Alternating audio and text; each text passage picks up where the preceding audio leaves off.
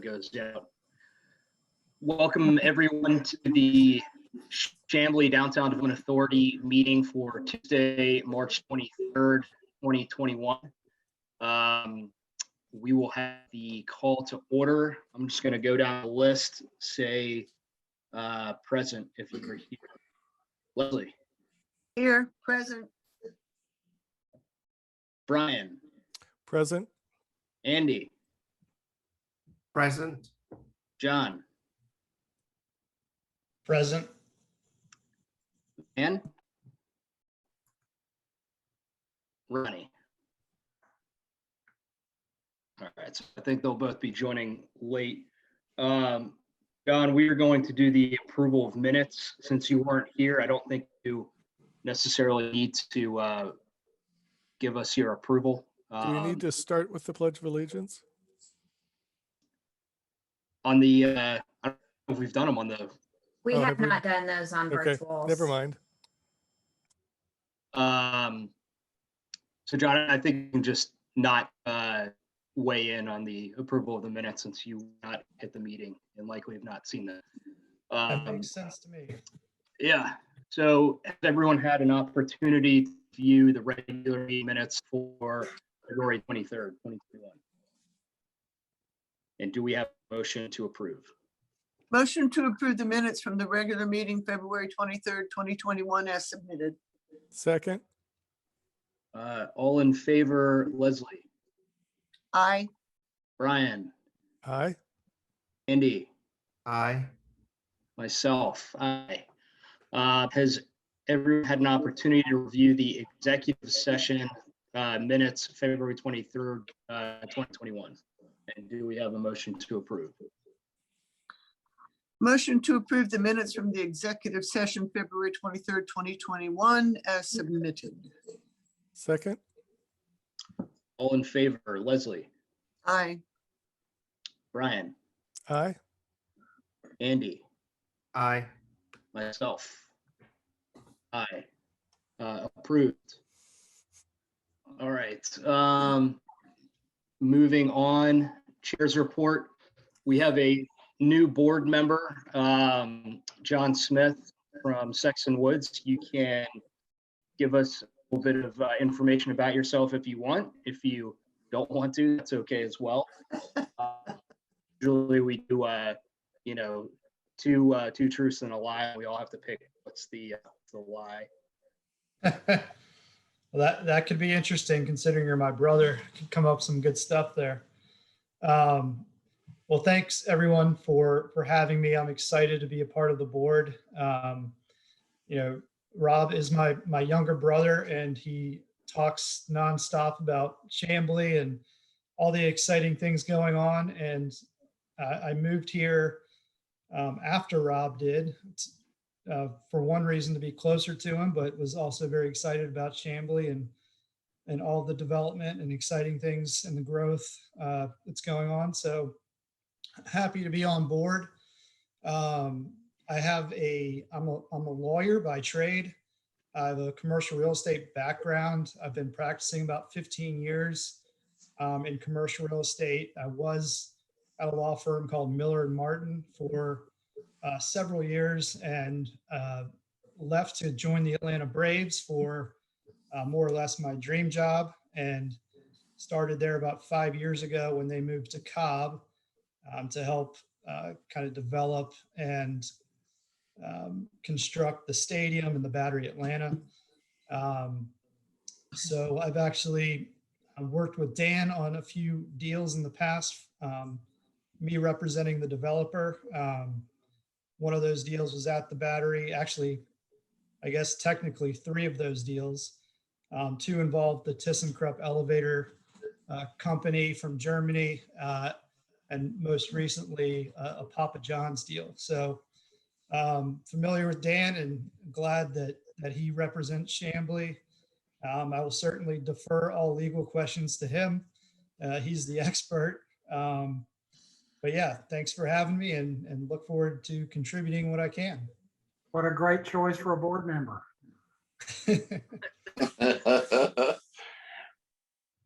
I think he has a better resume than I do by far. So I am just gonna turn it over to him, and he can be the chairman at this point. And No, Rob, I'll I, be- I, Rob, I can't believe that you're younger than him.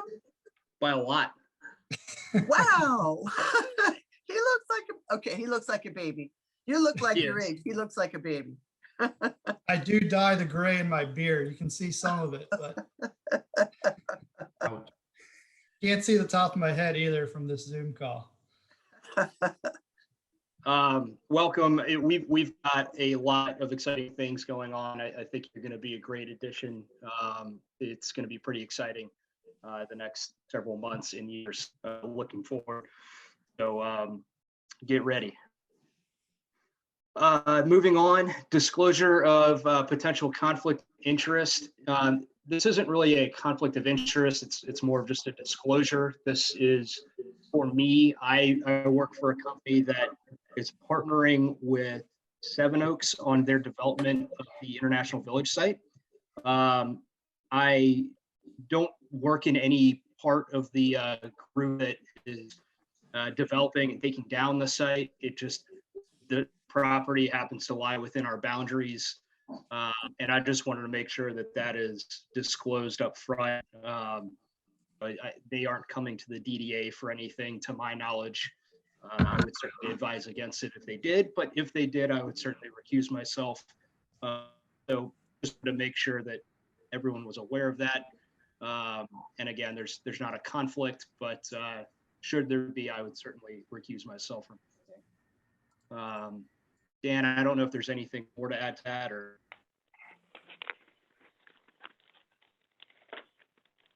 You're on mute. Hi, I just joined the meeting. Hey, Ronnie. Ronnie, Hi. I just unmuted myself. So Yeah, you did. to respond to Rob, a conflict can be situational or transactional. I think under the circumstances, it's done like a situational conflict, but if a transaction came up in addition to just disclosing, which Rob has done, then we have to go through the recusal process. But that can wait until when and if it happens. And it Great, should. thanks. Ronnie, welcome. Thank you. Moving on to the financial report.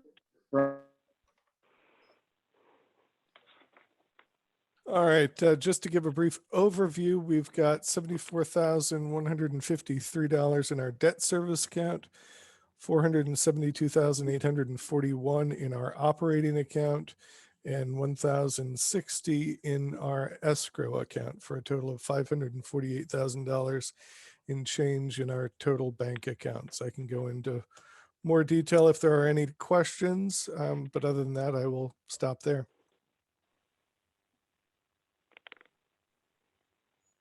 I don't think there are any questions. Just a general comment. I know we've got a lot of balls in the air in terms of projects that we're looking at, dispositions that we're tracking. It's something that we're going to keep an eye on with the projects that we have going on. We're probably going to want to hit pause on those. I know we've been talking a lot about SUFA and then also the planters along Main Street.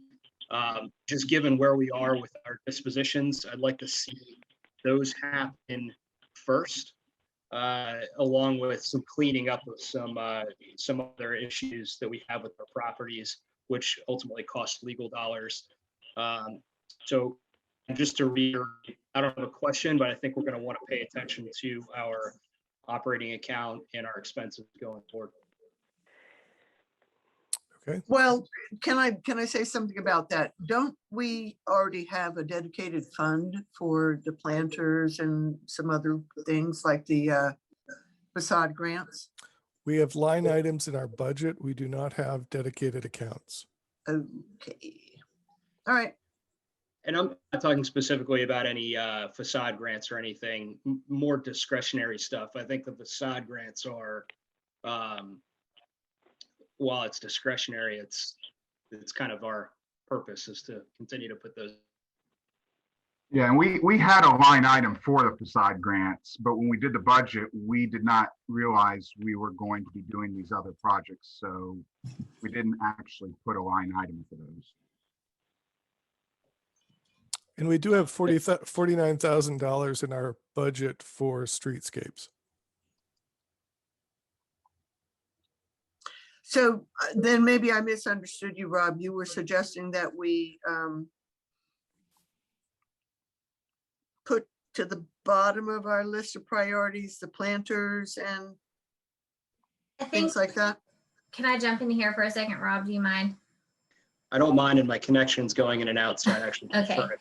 So just so you guys are aware, we are fine financially, but you know, we do have a lot of expenses right now legally with some of the things going on. And I think that we'll be in a much better position when the sales go through Okay. for a couple of things. So I'm just, I want to make sure that we are, when we spend the money, that we're doing it properly, like in the right order.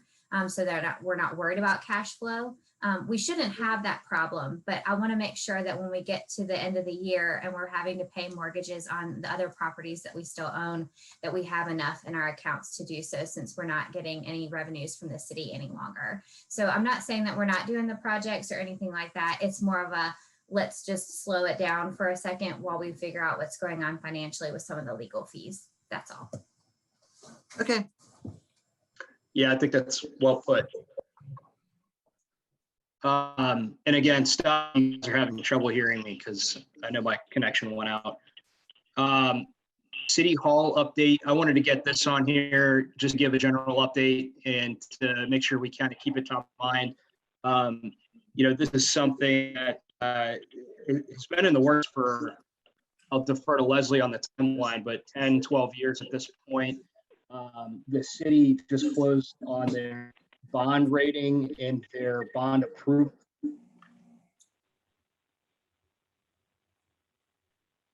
You've faded out, Rob. So I'll jump in here and just say that our bond ratings are excellent. We had a AA Very. and from Moody's, and I can't remember the other one, Leslie, but they're looking really good in an economy where most people are getting downgraded. We actually are rated as very stable, and they actually think that we'll probably get upgraded in the next couple of years as our credit for the city grows, which is really exciting for us. That means we can do some great projects in the future. So with the City Hall project in particular, we'll be breaking ground on that next week and starting to demo on the Civic Center, hopefully mid-April. So we are really, really excited about this. If y'all have been into City Hall in the last 2 years, you know that we have reconfigured the inside of it so that we can fit the staff that we need to get services done. And so I think this is going to be a really good project catalyst for that side of town. You know, so if y'all are as excited, half as excited as the rest of us are about this, then we're all pretty pumped. So we'll keep y'all posted as best as we can, and feel free to drive by as it's happening. And I too would like to make a statement. When I first got on the city council, we did not even have a rainy day fund. We did not, that didn't exist. And we had no bond rating. We had never had to pursue that, and therefore didn't. And of course, that was back when Chamblee was, I'm going to say between 7 and 9, so I'll say 8,000 people. So we have gotten to this point through fantastic management. I'm going to include myself in this. Fantastic cooperation with the council. Each council that we have had since I have been on the council, which I've been on for quite a while, we have a city manager now that has, and not to denigrate our past city managers, all city managers that we've had since I got on the council have worked to get to this point where we had our rainy day fund, where we pursued activities that would get us this bond rating. And I am utterly thrilled that we have gotten to this point and that we have received the accolades that we have received from the bond rating agencies. I also toured our public, safety building, which is on Beaufort Highway, which we just finished building ahead of time, by the way. And it is mind-boggling fantastic, in my opinion. It puts us on a realm of having a facility that is so much more usable by our entire citizenry, as far as I'm concerned. And so this has been a lot of hard work over the past 14 years, a lot of hard work. But the city's done it, and we are now reaping the benefits of it. So thank you to everybody on the city staff. Thank you to all my fellow council members. Thank you to the mayor. Thank you to the city manager. And thank you, by the way, to the DDA, because you have been in on it as well. And we're gonna drive a bus through the Civic Center. That's what I heard. I think we might need to slow your horses on that one a little bit, but I like your enthusiasm. Is Eric going to be driving that bus? Yes. No, he's going to be riding on the front of it, swinging two sledgehammers like Thor.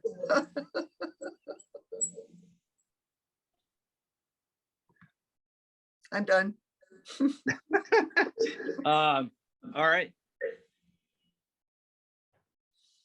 We're still talking about City Hall. On the City Hall. Yeah, I think we're moving on to the DDA properties update.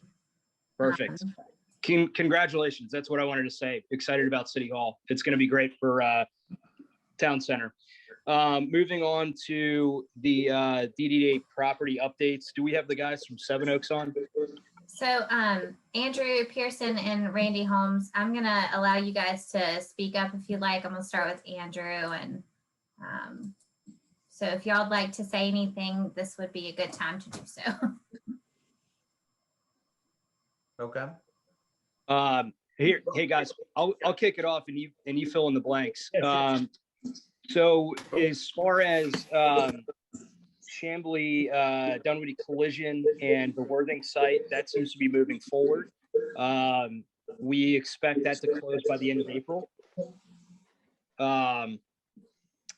Is that feedback coming from me? Probably. Anyway, everything's going well with that. So that's one of the dispositions that we're looking at. And nothing really to be concerned there about. And that'll kind of be the first catalyst for our town center project. Tables and chairs, we are still working through our issues with our neighbor. We've continued to have additional discussions there. But as far as a closing, that's probably a few more months out. We continue to get good traffic on lease prospects, or I guess Seven Oaks does, because it'll be their property when they buy it. So things are moving forward there as much as they can, and we can certainly get into more detail there in executive session. And then really the only other site to talk about would be the Vintage Pizza lot.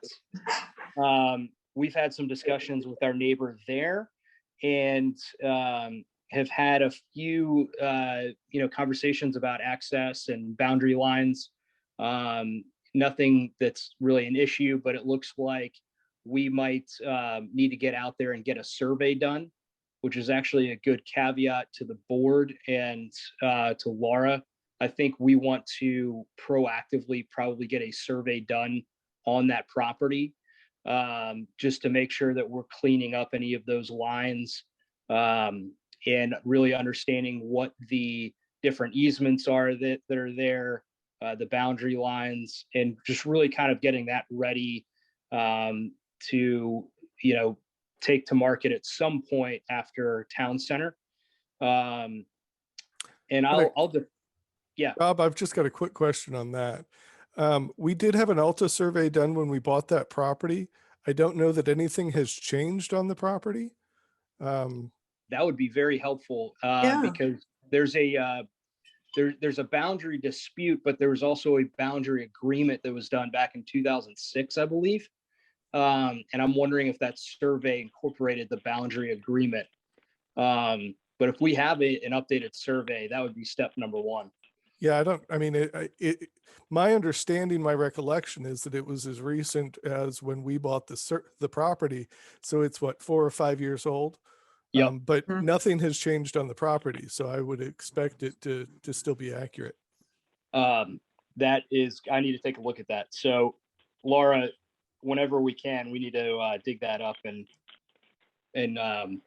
take a look and see if it's been updated based on the boundary agreement that we have.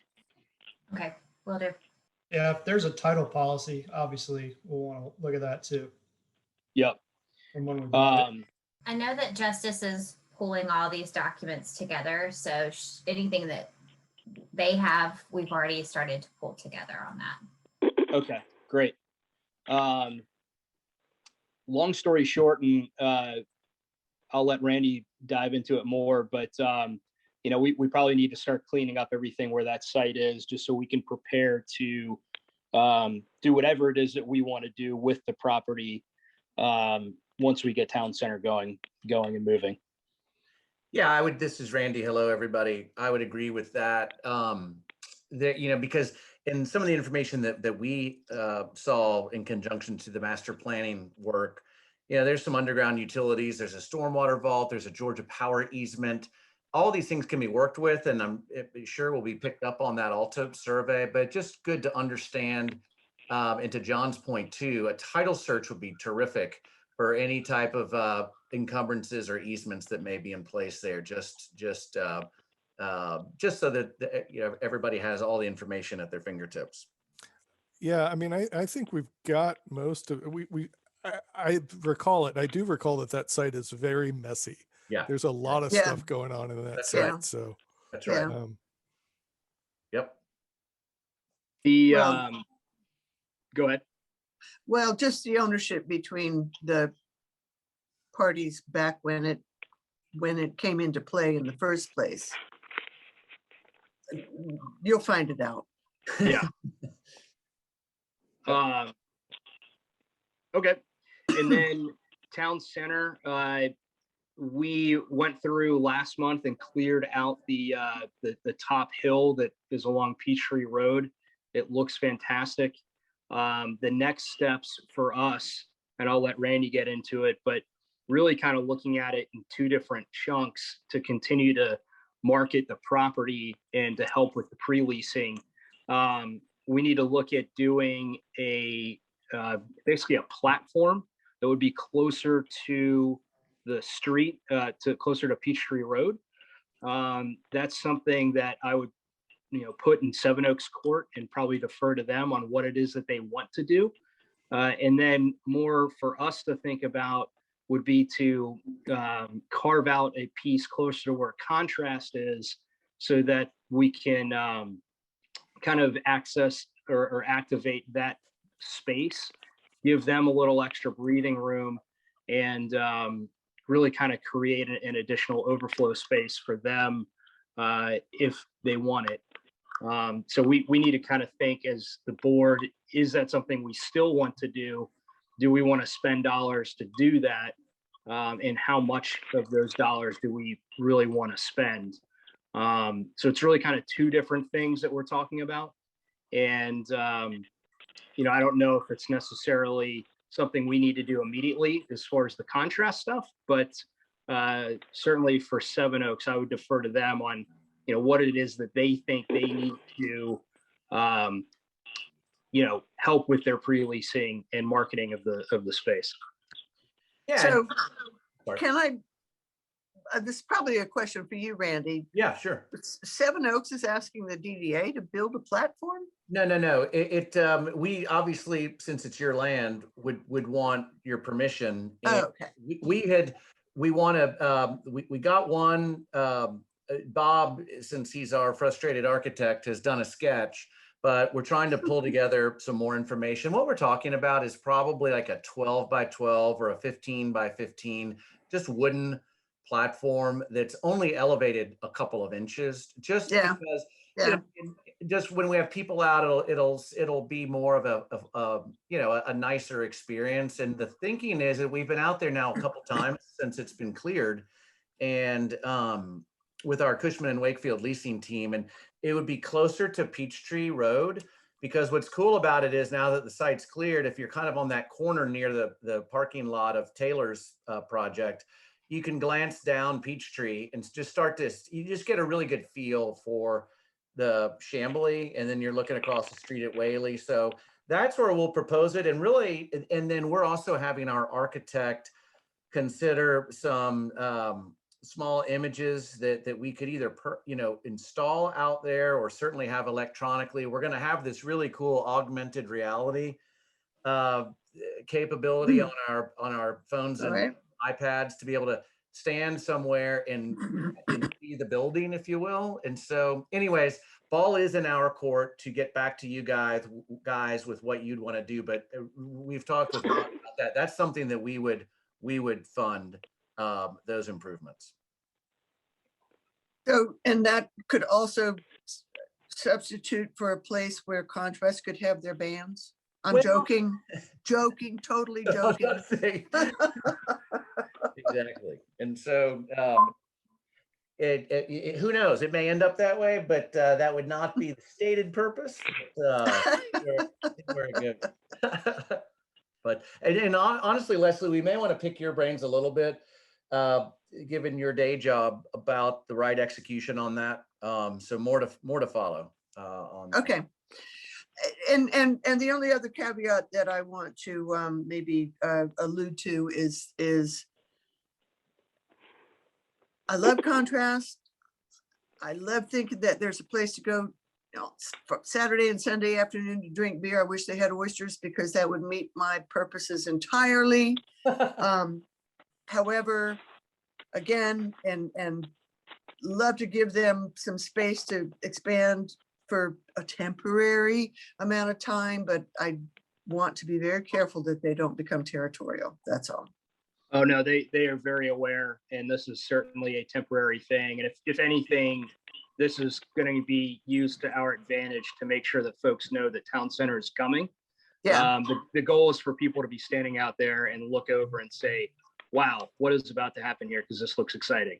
Yeah. Okay.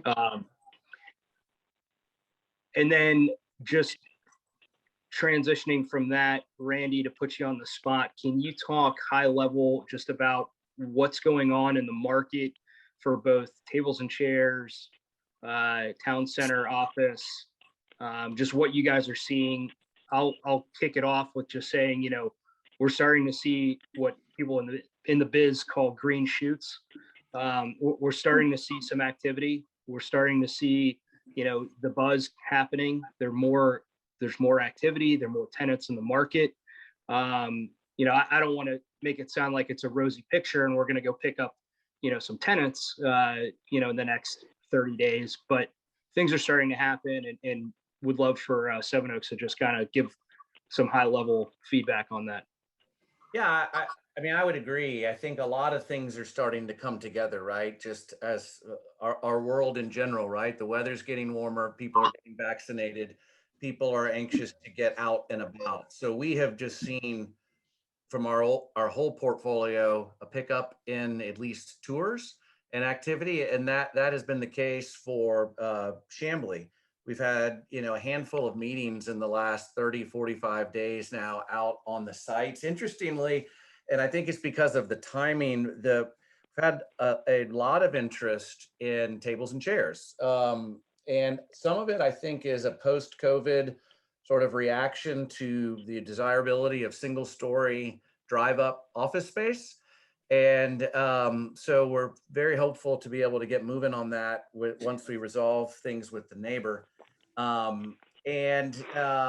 we are seeing and hearing, I should say, probably better, of some larger users down the road a bit that could be candidates for Town Center. And so I will say, we continue to have, weekly meetings with both our leasing team as well as our financing team. I'd love to say that the capital markets for office are showing the green shoots, but I think we have not seen that yet. But I think that's going to be generated by more leasing activity. Clearly, Atlanta has been a net winner on some pretty high profile deals. I'm sure everybody's read and seen about Microsoft and Google, among others, Airbnb. And so hopefully Chamblee can be the beneficiary of that. But it is, activity has picked up, which is great. And we remain very focused on trying to secure a tenant on Town Center to be able to move forward. And then we can get into more detail in the executive session as it relates to Town Center and the ultimate sale of that property. Yep. Any other questions, comments, DDA properties? Moving on, Public Art Commission update. Yeah, so we've got some movement going on there still. We're working on the Art Center business plan. We will have a recommendation to council for April's meeting, which will be exciting for the group that will do the business plan for us. And we're also getting to the final stages of the public safety building mural. We have 4 proposals, and just be on the lookout for those. They'll be released this week for the public to give comment back, and then also vote on your favorite. And that will be how we move forward with selecting the next mural that will be up in Chamblee. It's going to be exciting. We've got some really great selections on that as well. So be on the lookout. Excellent, thank you. Full business. Is there any questions? Wanted to touch base back on the downtown planter update. We talked about this a little bit earlier, but Mario and I are working on coming up with a plan and presenting that to Rob and making sure that we're all on the same page. And so, like I said earlier, we're just trying to make sure that timing of everything is right. We're fine financially, just want to make sure, but we're moving along on that as well. And so just wanted to let you know that we're moving that project along. Yeah, it's similar, just to tie into Town Center, the improvements there, and then SUFA, really want to see us get through at least one disposition before we, start pushing this stuff forward to the point we need to spend some additional dollars. But thank you. New business. Election of officers. Yes, so this happens every March, and it's that time again. So this is where we reconfigure some things. And so Robert Pond, I believe, was the most recent vice chair. And so we have the opportunity to do some DDA shuffle here if we'd like, or we can keep folks the same and find someone for the chair position. But now is the opportunity to bring forth your recommendations for chair or for positions. Motion to make. I'm sorry. Go ahead, Leslie. You can. I'd like to nominate Brian Ray as vice chair and keep Rob Smith as chair. And that's as far as I've gotten. Should we? I suggest you make them separate motions. That way it's Okay. clean. I nominate Brian Ray as vice chair. Second. All in favor, Van, Yes. Leslie, Aye. Ronnie, Yes. Brian, Yes. Andy, Aye. John, welcome to your first vote. Yes. Approved. Aye.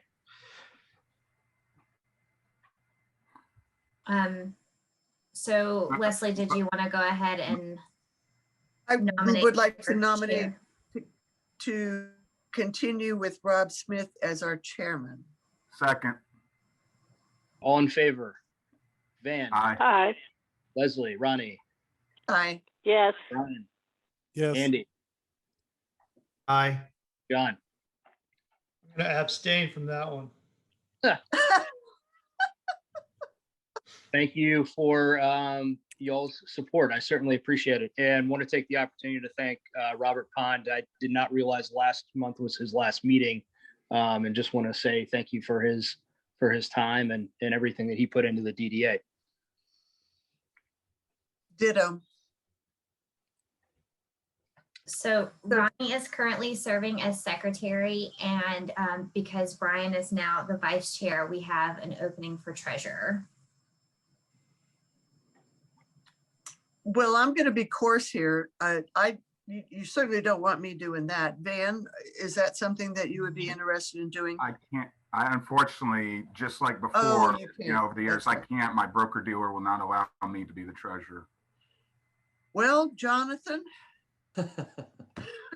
Or Andy, either one. Who wants it? or Andy. It's not that hard. I can tell you, I did it.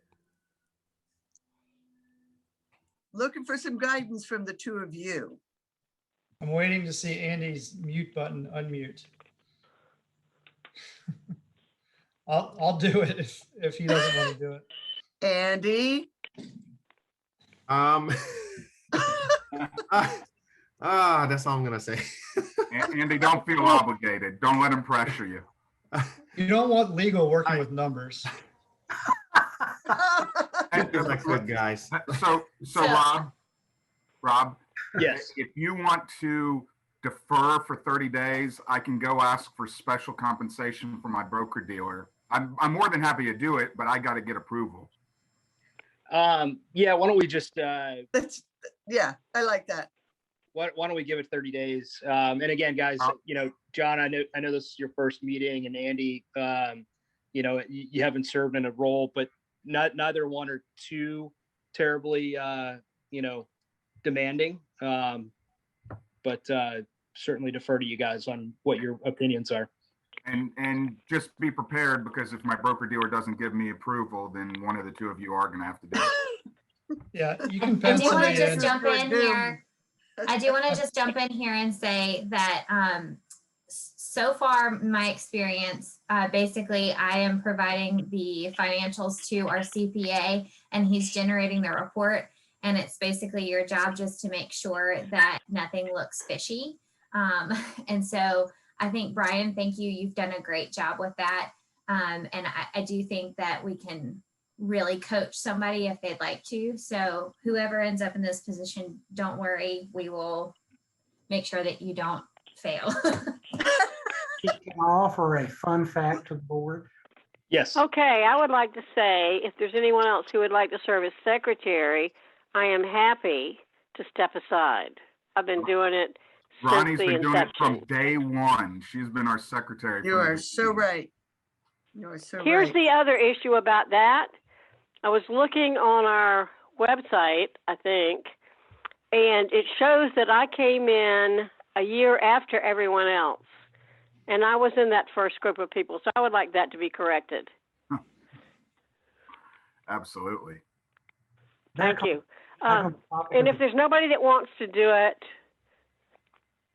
I'm not saying that I'm, you know, delighted to do it, but I've been doing it forever, and I'll continue until I just fall over or you get rid of me.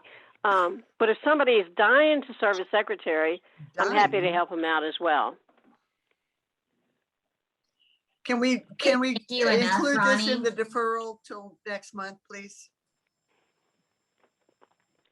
I don't care.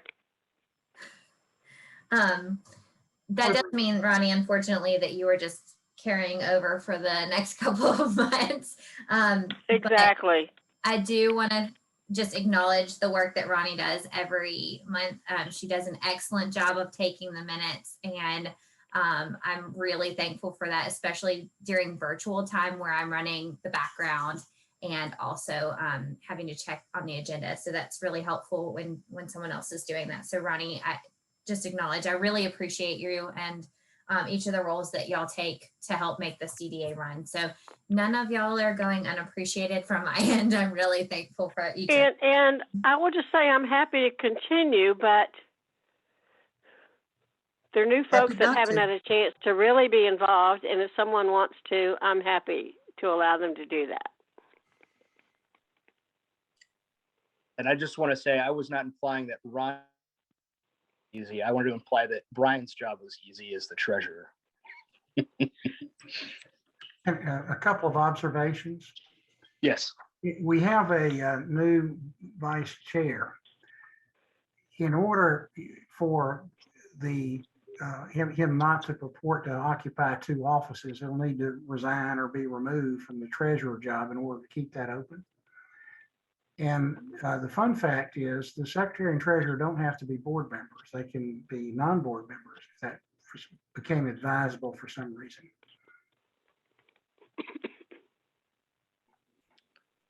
Okay. So we could bring in another party. You I could. mean, person. You could.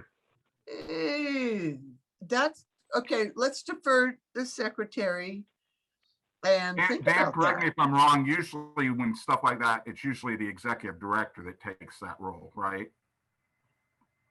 It usually is. Usually executive director is vice assistant secretary. But it would be okay for the secretary to carry over in her office past her term. She'd still be secretary until action was taken. But you can't have two off except for secretary dash treasurer. There's another option. You can have a secretary dash treasurer. So you only need one person. But if you don't, if Brian doesn't want to be vice chair and treasurer, and he can't be both, then he needs to step down as treasurer, and the minutes need to reflect that. Can we defer the nomination of the vice chair? I guess we've already done it. We could undo that vote, but we could defer the position of vice chair another month, and I could stay in as treasurer so we don't have a absence there. You can put me in as treasurer so we can check the box on that. Who's that? Jonathan. Thank you, Oh, Jonathan. so Jonathan, I don't need to call my broker dealer. Is that what you're saying? Well, now you're secretary. I nominate Jonathan Smith as treasurer. Second, All in favor? Dan, Aye. Leslie, Ronnie, I Brian, Andy, Aye. Jonathan, welcome. Congratulations, Jonathan. Careful what you ask for. We'll look forward to it. just, And just Laura, not I am me. not going to resign and let you take over that. You got too much to do already, so Thank you. If we were in person, I'm in for another I'd take you year. about that. Thanks. I might Do we add a need- lot of annotations in the budget and notwithstandings, A lot all the legal language. of footnotes. Just don't charge us for them. I don't think I'm allowed to. That's right. There you go. So we will be entertained. I don't want Yes. to commit. I don't want to commit, Ronnie. But Ronnie, were you open to being the secretary, or? Yeah, I don't want Laura to have that additional burden, and nobody else wants to do it, so I'll do it another year. Does anybody else want to volunteer for that?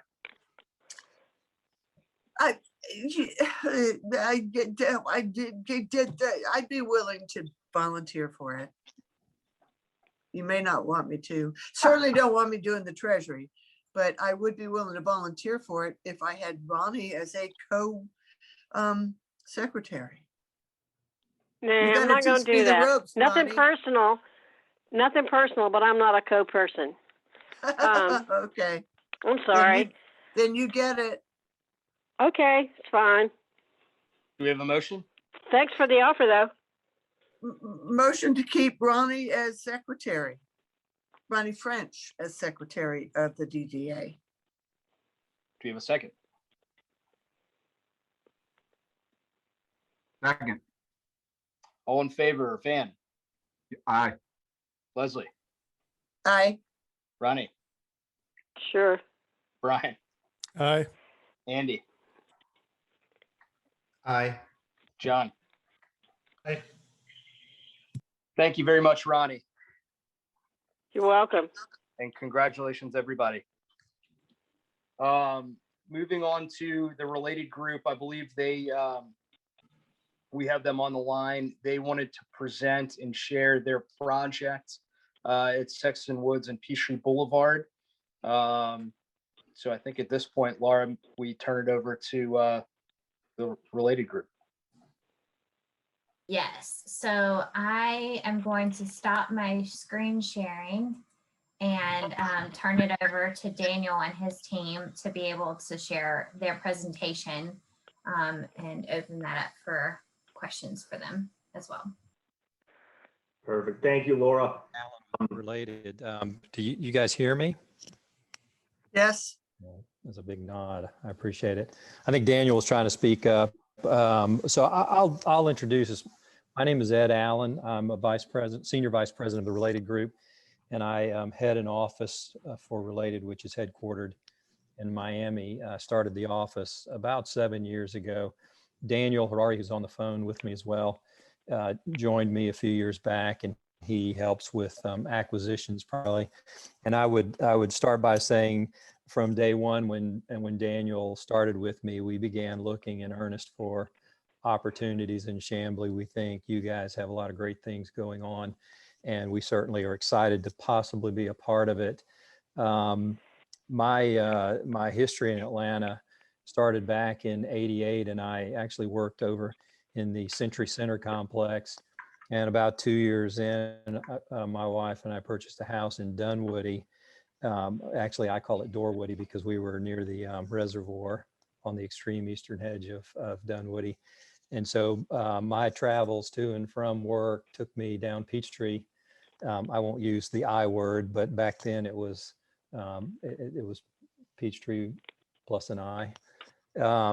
And so became very familiar even in that stage with Chamblee, and frequent shopping and lunch trips and other comings and goings took me to Chamblee. And so it's an area that I've been very familiar with, and as Daniel and I have looked for opportunities there, it's an area that really has been exciting to me, especially to see the change that's occurred even in this current economic cycle. So you guys probably know that we have a property under contract. It says I'm disabled, and I'd love to my screen, but I don't know if I can be granted that. Let me see if I can work on that. Hold on 1 second. I'm getting a nice host disabled participant screen sharing.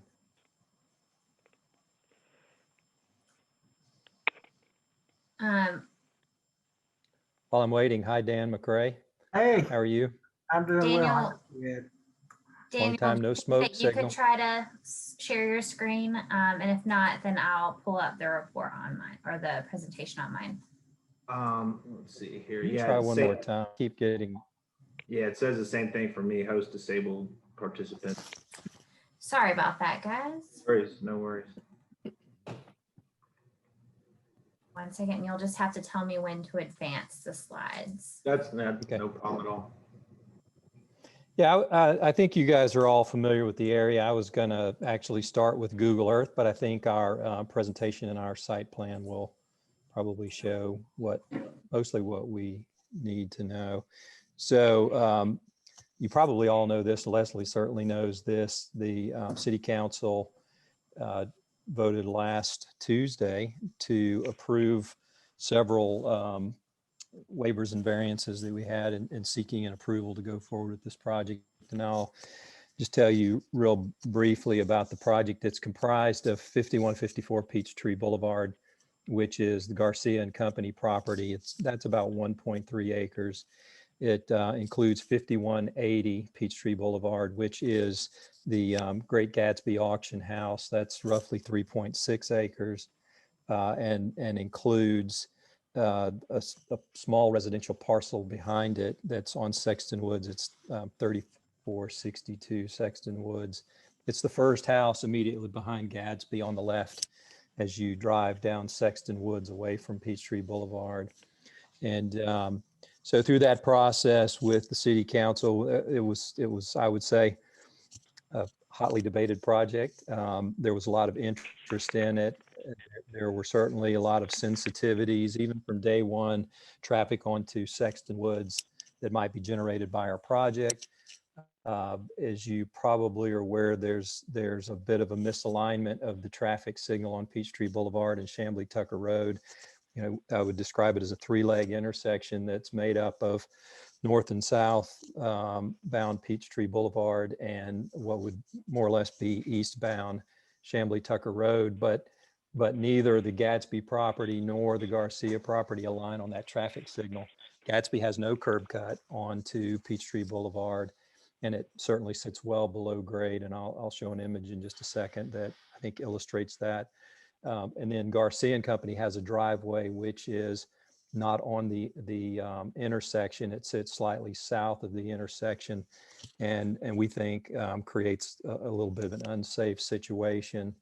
If you've ever driven into that parking lot, even to turn around and try to make your way back onto Peachtree Boulevard, north or south, you have to take your life into your own hands to try and get out at the traffic signal, particularly if the traffic signal is green and north-south bound. I've seen people come out of there when the traffic light is red and try to make their way out. So anyway, that's the property. Just real quick, our project that we're proposing is a multi-family rental project of 382 units. And then we have commercial retail space along the Peachtree frontage, as well as some residential uses, leasing and amenity. But the retail portion is between 8,000 and 9,000 square feet. Through the process, we've placed some of that retail on the hard corner at Peachtree Boulevard and Sexton Woods. So you can go to the next slide. And by the way, this represents about a $101 million investment in this project. So this photo I think is pretty interesting. You can see from Peachtree Boulevard just across the intersection on the right turn lane from northbound Peachtree Boulevard to Chamblee Tucker Road. You can see the top of the Gadsby, and it's interesting that that building is about 20 feet tall, and the grade difference from the middle of the intersection is about 20 feet difference. So sitting on the intersection, you're essentially looking at the top of the Great Gatsby building.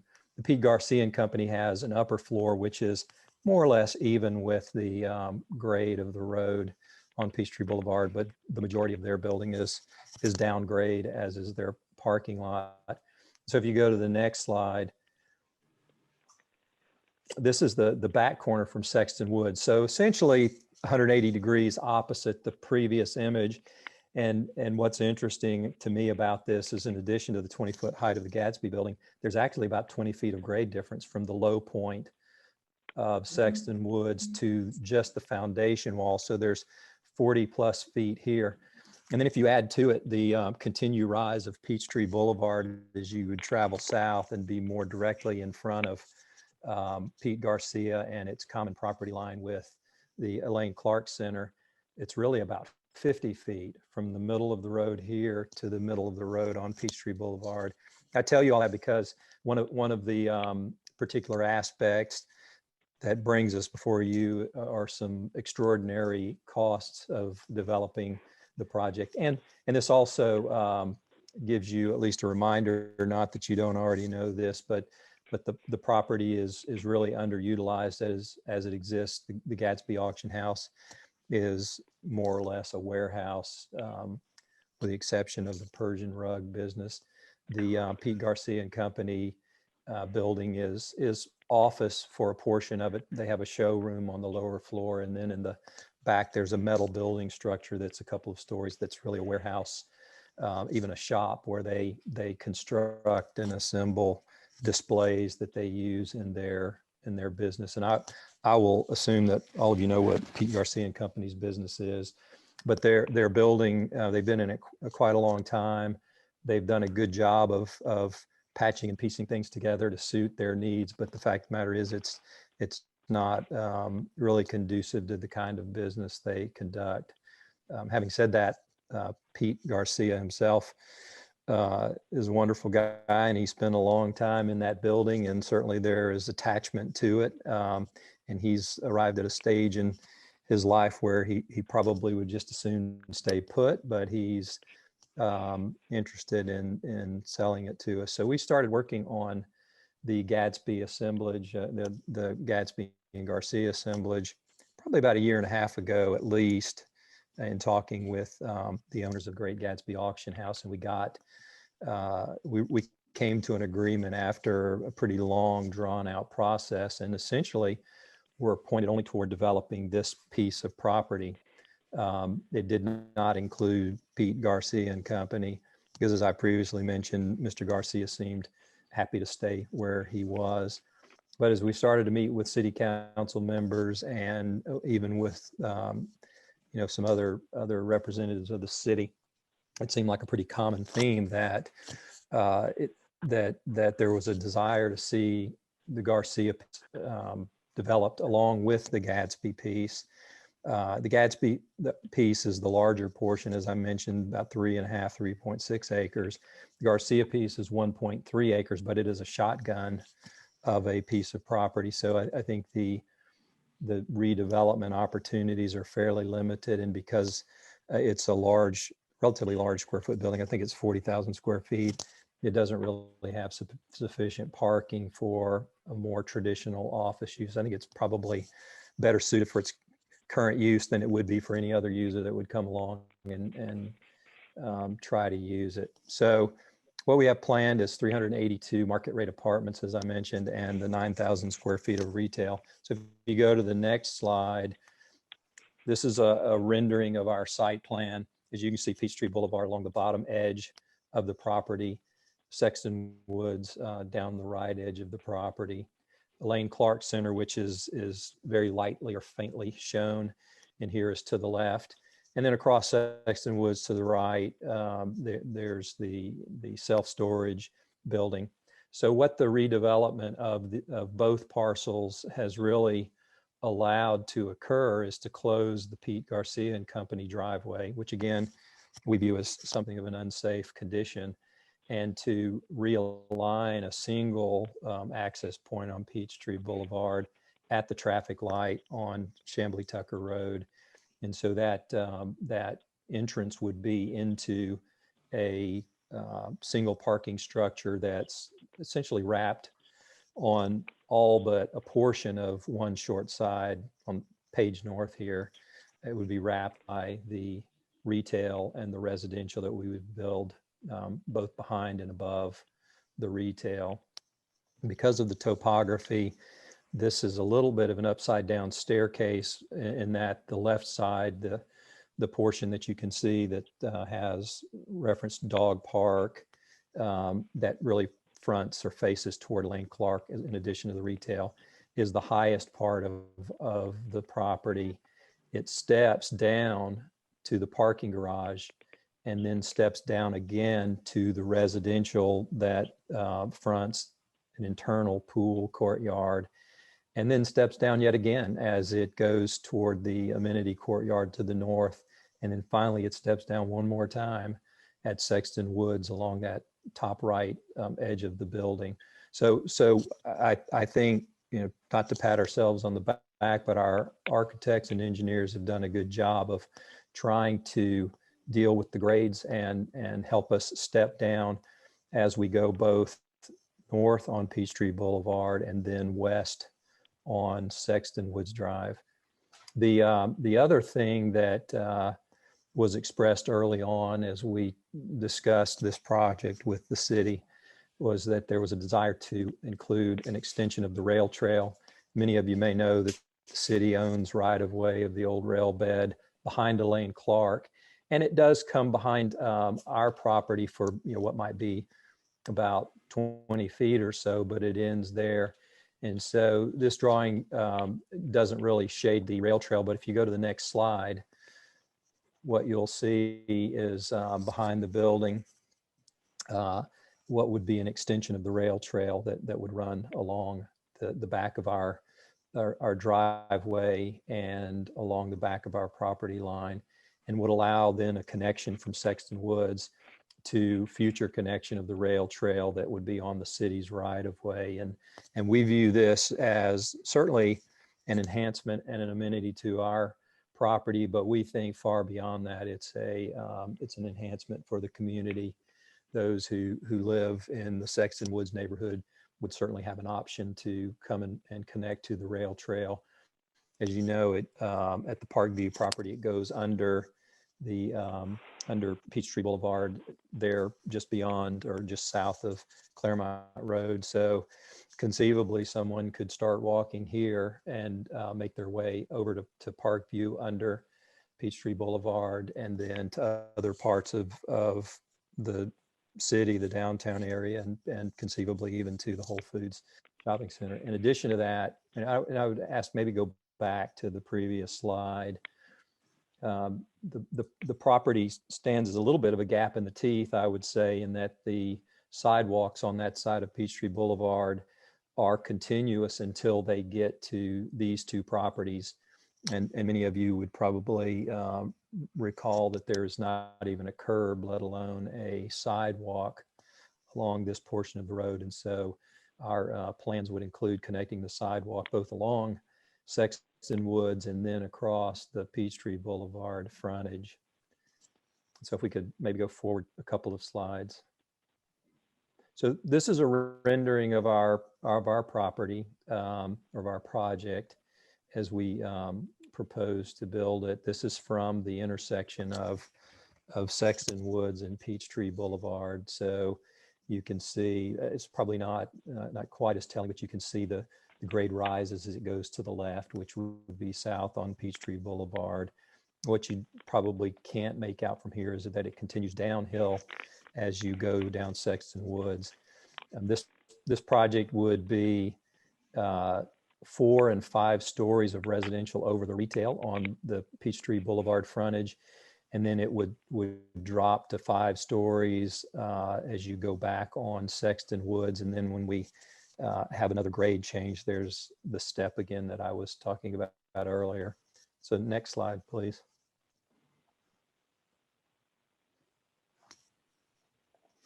So this is just another view of Peachtree Boulevard. The center of the image is the garage entrance. And what we've done is effectively lined the front of the parking garage, leaving only what I would call a carriageway into the parking garage at the intersection of Peachtree Boulevard and Chamblee Tucker. We would, as previously described, have retail to the left. We were very creative and called it signage, but that would be a great restaurant retail opportunity. We've provided for patio space. You can see if you look really closely, the artist took the liberty to show umbrellas, and that's really to imply that we would try to activate that area, particularly with a commercial retail use. And then there's a step that occurs really where the facade changes, still left of the parking garage entrance, but roughly half of that portion to the left has a facade of one character, and then it changes. And where that change in character occurs, you can make out that there's a railing and steps down. So we're trying to honor the grades, and we do that by dropping the slab on grade, but keeping the slab above essentially flat. It's hard to build residential units on sloped slabs, so we terrace and step as we go from left to right, and then you hit the driveway or garage entrance, and we have a little bit more of a drop, and then we drop again as we continue on to the Sexton Woods intersection. And in the previous slide, we've got a corner that we're trying to activate, and at the strong urging of council, we've agreed that we will prepare that space for a commercial restaurant use. And of course, the market will dictate what goes in there, but that would be a great corner. It does have a terrace wrapping around and an ability to also have some outdoor dining should we be able to get a restaurant in there. So if we could go forward a couple of slides. And I apologize for being so windy about this, but I wanted to make sure that we described the project for you. This is the view from Sexton Woods, and it's pretty close to the back edge of our of our property. And so looking back toward Peachtree Boulevard on the left, I think you get the idea that once again, it's stepping up grade. And so it'd be a combination of steps, some terraces with retaining walls. We've programmed in some stoops, so you would have a bit of a walk up feel to it. And we think the character really steps down the way it should as you approach the neighborhood. Again, trying to be sensitive to the fact that the uses change as you travel from Peachtree Boulevard back into the Sexton Woods neighborhood. Next slide.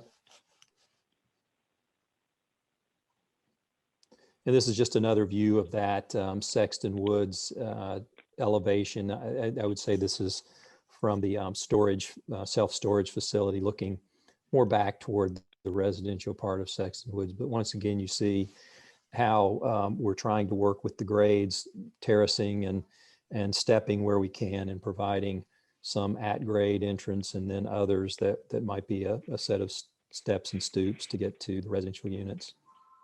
And then I would also add that, again, we're stepping down as we back. So what we've done here is we've done a little bit of a comparison of what you see today. It's the top of the slide is, once again, the view from the other side of Peachtree Boulevard, looking back at Gadsby and Pete Garcia.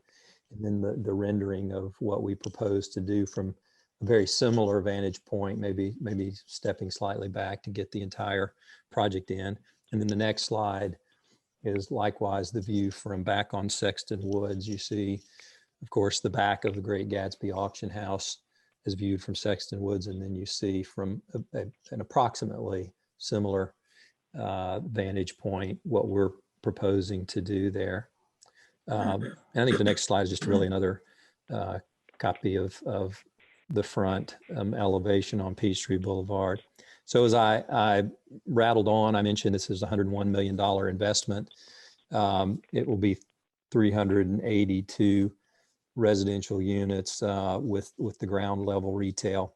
I know that Bruce McCall is on the line, and I'd like to maybe have somebody else, him, speak, not just me.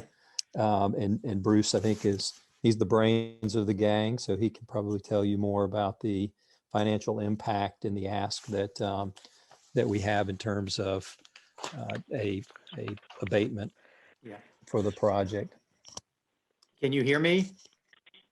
Yes. Yeah.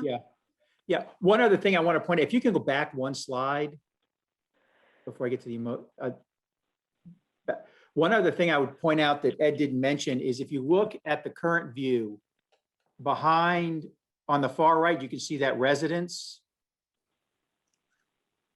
right on the far edge of the picture, the current right there. Right. That will be going away. And what Related Group has spoken with the people in Sexton Woods in the subdivision, and they are turning that into green space. So there will be green space between the trail at the request of the neighborhood. So they're not developed, that will actually be green space. If you look at the renderings, you can see it. But to highlight that they're also developing some green space at the back of their property for public use.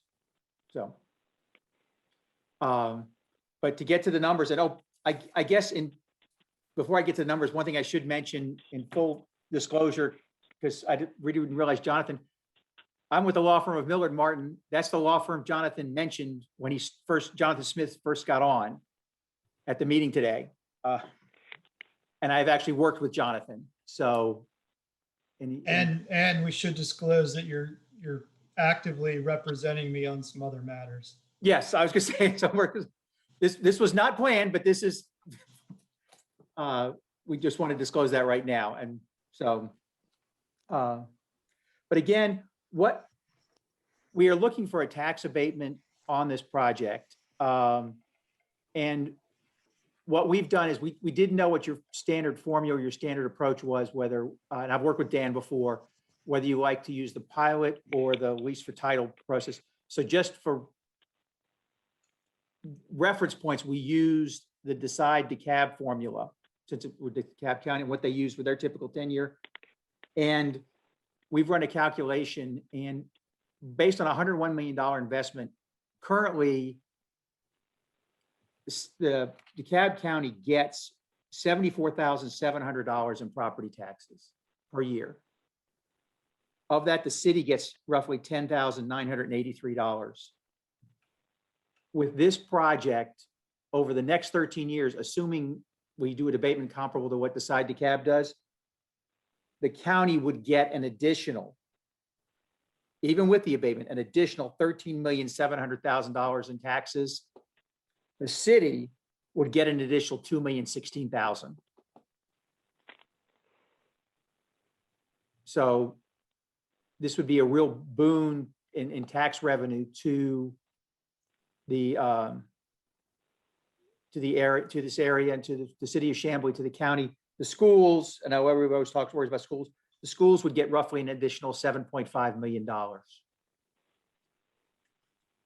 think So- I'll let, sorry to interrupt, I'll let Dan slap me on the wrist if I speak out of turn, but I don't think we necessarily want to dive into the numbers too much.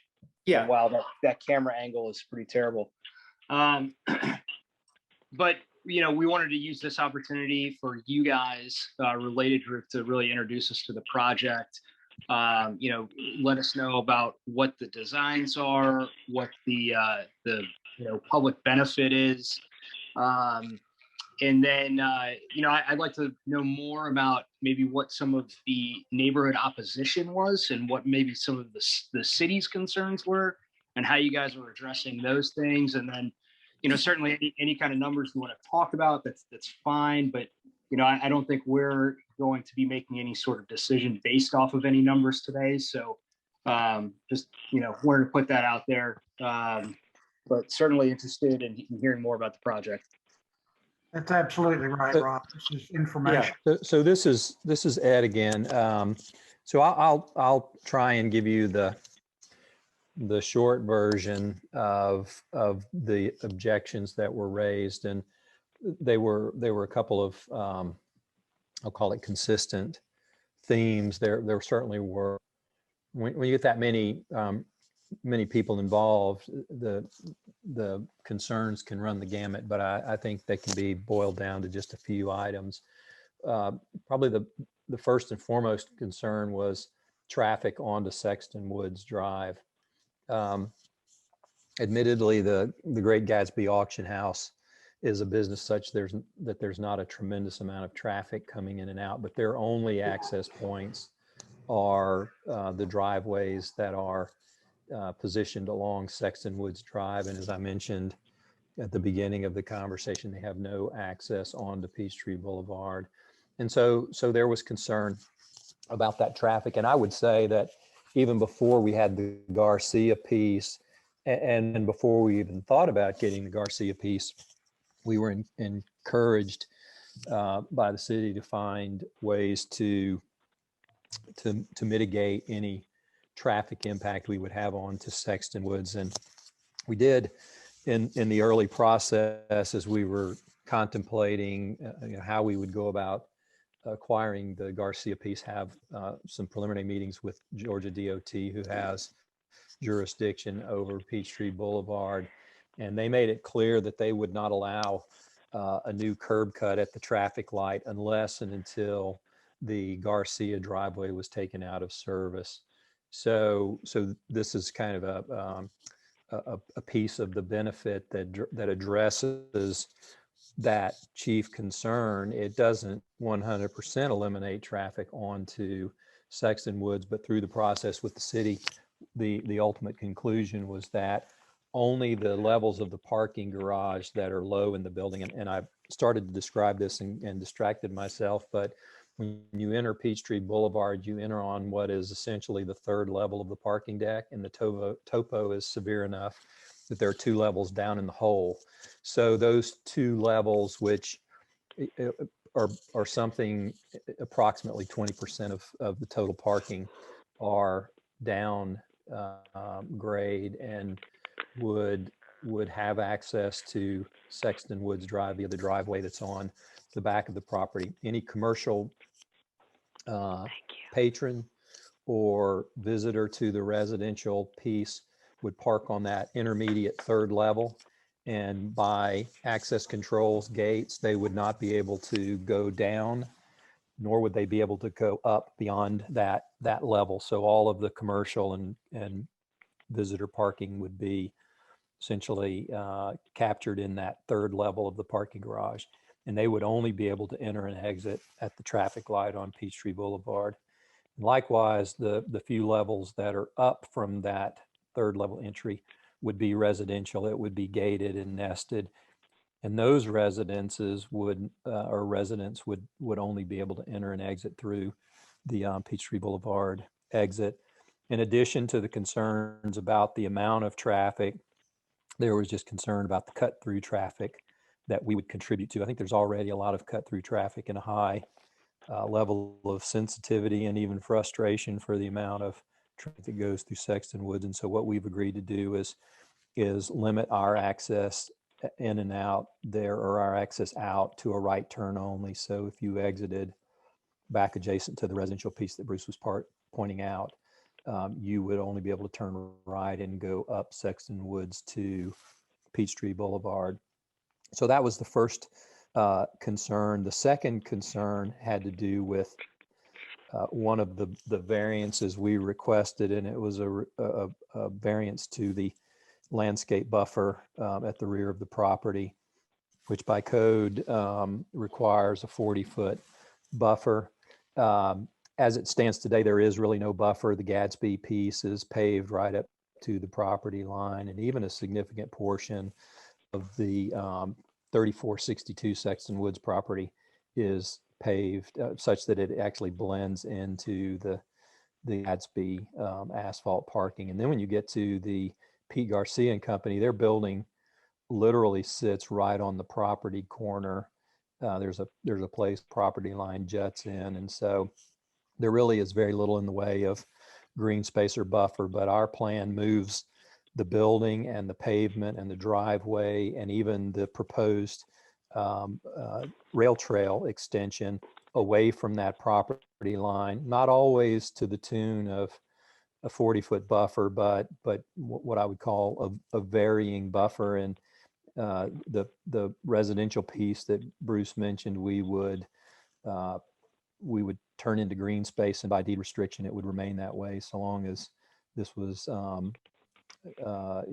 used as a mixed-use multifamily project. And in that instance, it's the full width of that parcel, which is roughly 70 feet. So in one instance, we exceed it. In others, we certainly encroach on it. But I do think with the process that we went through and with the input that we received, both from the neighborhood, and that's Sexton Woods as well as Keswick Village too, and in addition to City Council's guidance, you have a member on your board who knows a little bit about landscape. So we think what we've come up with is a plan that provides an enhanced experience, even though we've been granted this variance to encroach in certain places. Beyond that, there were things like concern over noise in the parking garage. There was concern over light spillage from the parking garage, and so we've agreed to address those things by screening of the parking garage.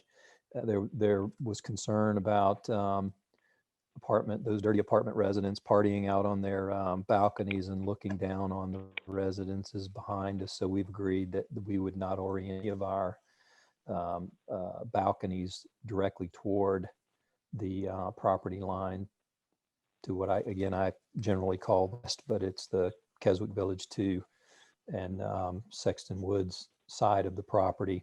Any balcony for those units would be oriented to the sides of the property, looking, call it across Sexton Woods or toward the south, but not to the west.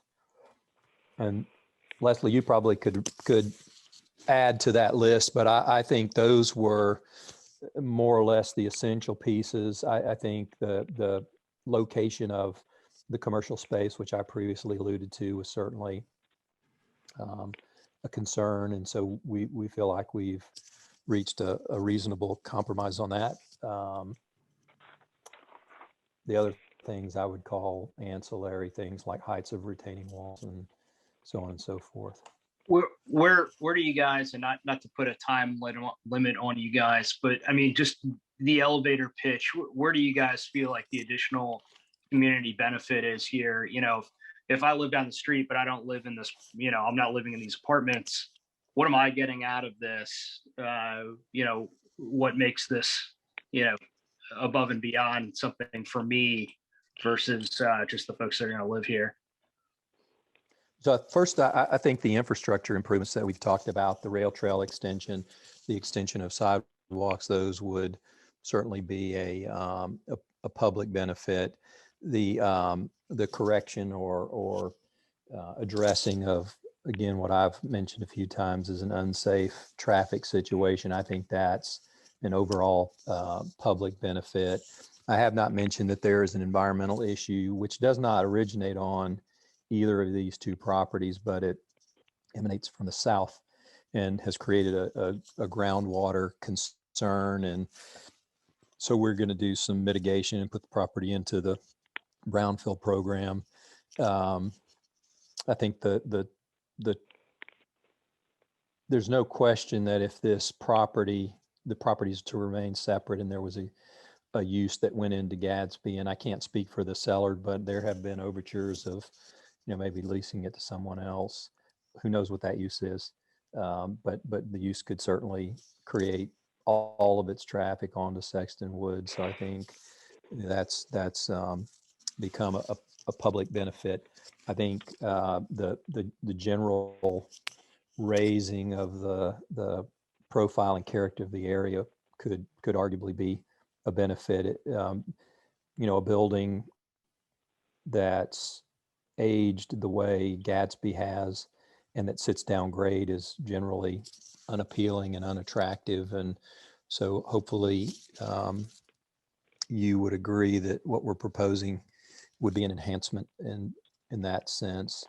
There will be jobs that will be created. There will be people who live here, something, you know, probably in a rough range of 600 residents that will shop and dine and work and you know, enjoy the community and hopefully be a part of the community. So I think those are all things that are beneficial to Chamblee and to the immediate neighborhood. So I'm sure there are things I'm leaving out. Daniel and Bruce, you know, feel free to chime in, but I think those are significant benefits. One thing that I've not mentioned to anyone, but has sort of flown under the radar, is that there's a considerable water issue that's been created by Garcia and Company. Their roof leaders all dump out onto a slope that pitches toward the playground at Elaine Clark. Our reworking, regrading, working with Elaine Clark directly to address that condition along the common property line will alleviate the problem and do away with a swampy play yard. So the benefits, I think, are numerous. And again, the Bruce, walkability, it improves the walkability of the area. Absolutely. On both sides of the property, either along Peachtree, Dunwoody, and not Peachtree Boulevard, and you know that area is, you can't walk there, and by extending the rail trail, both of those improve the walkability of that area tremendously. Yeah, I think even if you look at the project in terms of the buffers, even having been waived, the amount of green space we're going to add back just by taking down, you know, Great Gatsby by itself is a 60,000 square foot rooftop with all of the pavement and parking around it that you see. It has little to no green space. There's what I would call almost a ditch along the frontage and a very severe slope.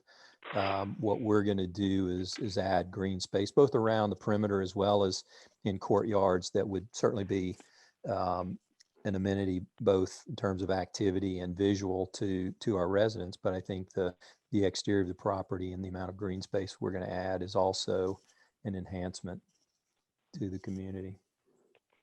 To bury those god awful power lines.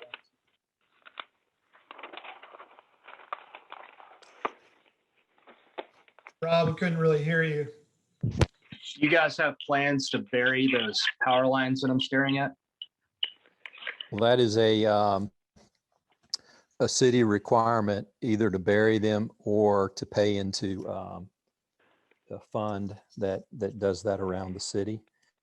That's, you know, Rob, I'm sure you know, being in the real estate business, that Georgia Power is a bit of a monopoly, and we'll work with them to try and accomplish it. I can assure you, our interest is in not having power lines running across the front of our building, but that has to be worked out with Georgia Power and the other utilities that are on the lines or on the poles along Peachtree frontage. So there would be Comcast and AT&T and others.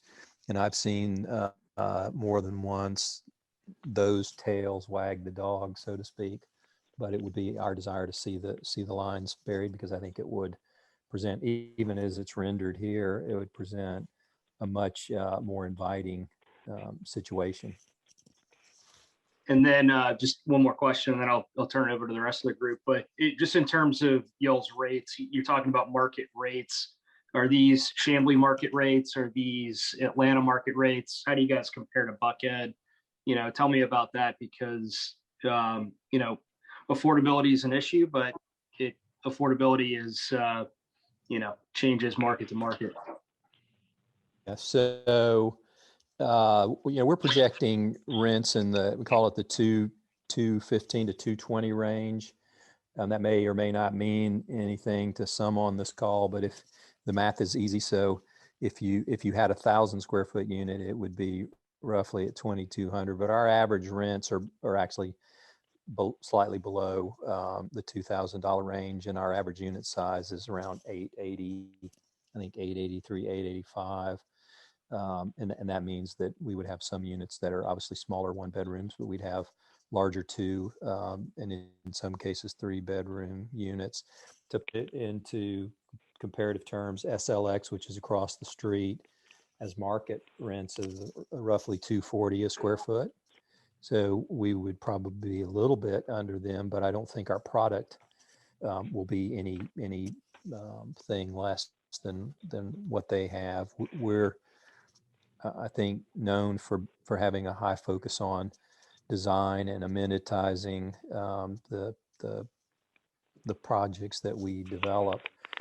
The Buckhead rents are generally going to be in the $250 to $3 range. It runs the gamut, and certainly varies from property to property and also from location to location. But by and large, these rents will probably be in the range of 50 to 75 cents a square foot lower in Chamblee than you would find in the Village.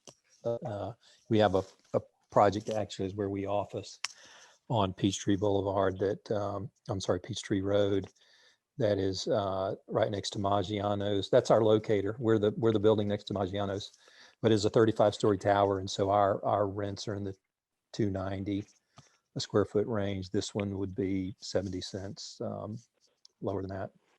Some of that's driven different not by product, location, but form. just by a few Yeah, stories. form. Yeah, a few stories more. And the form certainly drives the cost, which results in the rent being different in the two locations. So you guys would be more in line with Parkview? Yes. Yes. Okay. And then just, I lied. This is my last question. What's your rent, or I'm sorry, your unit mix? How many 1s, 2s, 3s are you, I'm assuming, looking for those young professionals, not necessarily families, but tell me about that. So Daniel, if you've got that at your fingertips, you can speak up, but I'm going to look real quick. I don't have it. Yeah, this is Bruce. On the application, you've got 231 bedrooms, 134 2, and 18 3. So this is not necessarily a large impact on the schools. No. Hey, Rob, it's Van. Hey, Ben. I've got a crap load of questions, and it is already 8 o'clock. So I think maybe it would be appropriate, since they've shown their slides, for any of us that want like specific questions to maybe have them do one-on-ones with us. Otherwise, we'll be here for another 30, 45 minutes answering all my questions. Yeah, that was going to be my recommendation is that, one, thank you guys. We very much appreciate the presentation, especially with our new board member. This is helpful to get everyone up to speed who has not been following the project. But I would say it probably makes sense for you guys to do some outreach to the folks on the rest of the board and get some of their questions and concerns. And then we can kind of follow up with next steps from there. So I have a question, if I may. I know it's your meeting. I'd like to see if you could maybe outline the timing of this process for us. And the reason I ask, the request that we're making is essential to our ability to go forward on the project. And I would say it was so essential that our contract to purchase at least one of the properties makes an abatement a condition to close. So there's not only an obligation for us, but a sensitivity in terms of timing. We have a responsibility to meet the timeframes in our contract. And I realize that that's not your issue, and it's not something that should compel this board or the city to do anything differently than they would otherwise do. But we just want to understand what the timing is so that we can communicate back to the sellers of the property, because there is high sensitivity to the timeframes that we're obligated to meet. I'll defer to Dan and Laura on that one, on where we need to go next. Well, I can appreciate that the developer has third-party issues that have to be addressed. And the DDA is the gatekeeper of this particular type of incentive, but we have to work in partnership and harmony with our stakeholders and with the public. So I would suggest that chair, council, and the executive director have a specific discussion with the developer about this. And if it looks justified, then we have, if necessary, a special DDA meeting.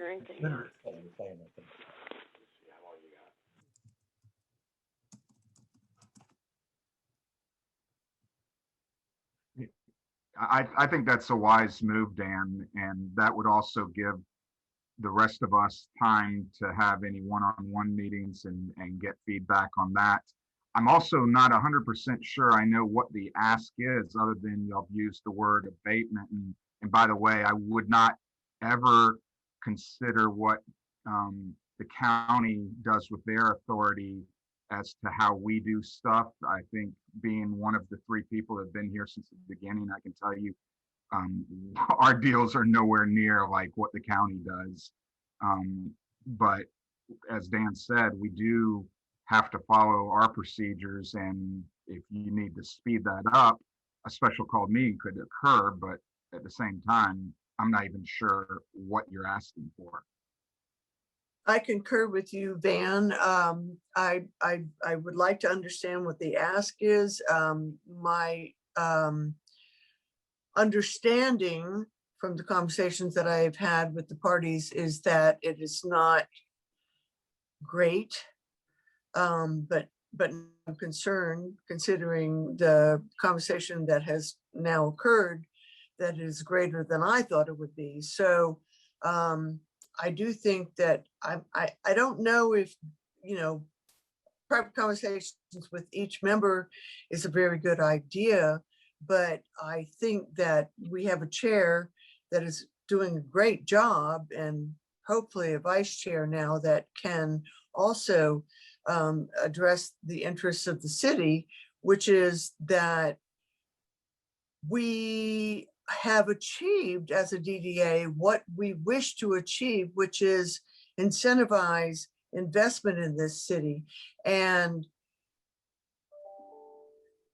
developers coming to us now saying, well, we're going to do you a favor.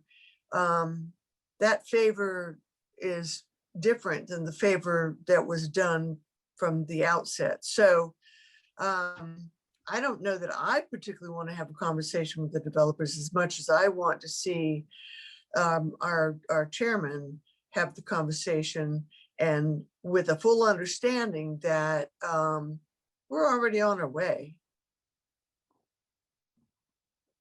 If you understand what I'm saying, Rob. Yeah. I do. Yeah. Dan, this is Bruce McCall. I mean, anybody, does the chairman prefer to pursue, go forward through the pilot program, a pilot structure, or a leasehold structure? I'm going to rule that out of order.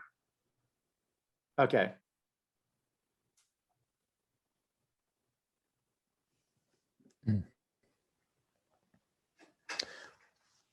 So moving forward, Dan, where do you see, what do you think the next steps are for us? Well, I read through the package tonight, and I thought this was an information meeting, not an ask meeting. But very detailed package. The ask is in there in terms of an abatement schedule. The justification is in there. The discussion, the public benefit is in there. So it's again, a very thorough and professional presentation. There's enough there. If we were Has that been sent to us? I don't think I've seen that. What I looked at was in the board packet. It is in the board packet. Laura, can you resend me that board packet? Because I must not have gotten it, or must have gotten deleted because I don't have an email with it. I didn't get it. I can absolutely resend that in the board packet.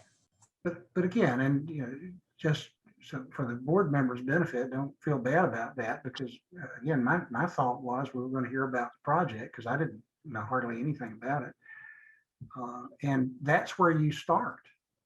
You know, one of my rules for life is it's not what you don't know that will hurt you, it's what you think you know that ain't so. So start by talking about the project, which is what we did. I see enough of these deals to know that there can be third-party conditions that necessitate urgency. There's land acquisition contracts with a deadline, and if you want to get an extension, you have to pay a fee to do that. And there's competing demands for capital in the development community now. So those things are real world, and the developer has to take cognizance of them. Same time, on the public sector side, what we've got to do is to be methodical about this, do our job, and be seen to do our job. And it's especially important that the board members feel comfortable and informed, and that you're making an informed decision about it. So, I mean, if we got to have an answer tonight, the answer is no. No. No, I was Ed, what is your time frame? Like what you said, you have a time frame. What are you talking about? Yeah, so we entered a contract, and I'll just go ahead and tell you, with Garcia and Company, that that had us giving them an answer as far as zoning approval or entitlement approvals, and an abatement.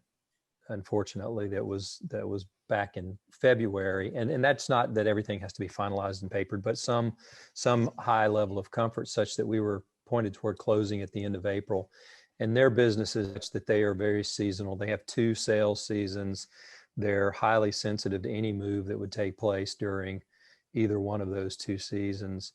And if we don't close, and I'm not suggesting that we're on a timeline to close now in April, but if we don't close by the end of April, then we're on this ride until the end of August, more or less. And that's different than the time frame that we have with Garcia, with Gadsby. Gadsby's closing time frame is also the April. You know, we're not laying that at the feet of the DDA or the city, but we did get deferred, and it did take longer to get to an approval, and we did not feel that it was appropriate to come to the DDA until we knew exactly what the outcome was of the entitlement process. And that occurred last week. So that's why we've showed up on your doorstep this week.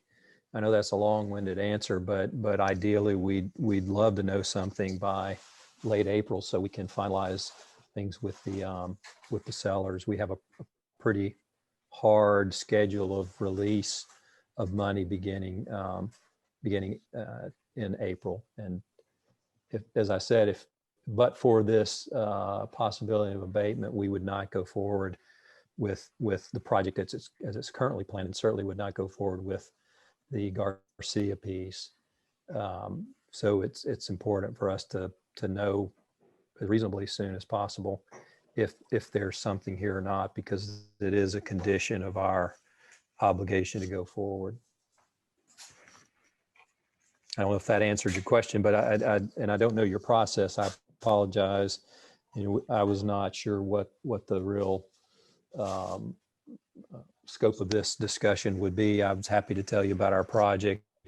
We assumed you might want to hear about the economics of it, but we're willing to meet with the board members, at their pleasure to discuss what we're talking about. And you have a package that outlines in broad terms and ask if it takes some different form, that would be fine with us. But our hope is to at least take the temperature sooner rather than later. And I would say ideally that would be sometime in April, but if it's not, then so be it. We can go back to our sellers. We have already done that, anticipating that this process could take a little bit longer. And I would not say that they're terribly accommodating with respect to adjustments to the contractual schedule. To help the board members assess where we are, there's a lot more information, and it's much more detailed information than we normally get this early in the process in that package. So we're that far ahead, although the board members need to review and assimilate that information and ask questions. It's not out of the question that the chair could, that it would be impossible for the chair to come back in late April and say, I recommend that the board authorize an MOU to be negotiated, or conceivably even between now and the end of April. Ed, what do you need by late April? Do you need to know whether the board's willing to consider it and start trying to put something together, or do you need something put together? Well, I'm not sure, Dan, what put together means. I guess it depends on the approach. And I know that you indicated that Bruce's question was out of order, but if it were, a bond for title type of approach, the inducement resolution would probably be the piece of paper we would look to as okay, this makes us feel comfortable and investors feel comfortable. I don't say this to make anyone feel guilty. We've moved forward with a high degree of faith that we could get to an agreement, and that may not be so, but we've invested a lot of time and energy and money to get to this point. And if we walk away, we walk away from a substantial amount of money, but we'd rather lose that amount of money up front than do a deal that would lose 10 times that. And so it's not a question of if we need something. It's simply in our minds a question of whether the DDA is inclined to provide something. Here's something, again, for the board members' benefit. Here's something that we can do. We don't normally do this, but at least one other city in DeKalb does, where we could do, as Ed mentions, adopt an inducement resolution, which has a provision in there for an MOU to be negotiated, and might even have the abatement schedule attached. But it's not a promise that you're going to get this. What it does is to authorize negotiations along those lines. And if those negotiations are successful, then at the meeting after that, the board would be able to approve an MOU and even the bond documents. But so it is possible to provide an interim document to say so far so good, but leaving the ultimate decision to the meeting after that. by the board. by the board. Would it be possible to compress that to have a special meeting to do the first and then to have the MOU approved in late April? From as far as I'm concerned, yeah, but it's up to the board. Yeah.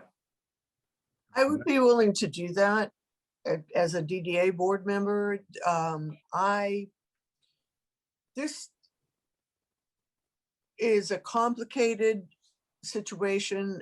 I do not want to go on record as discussing it here.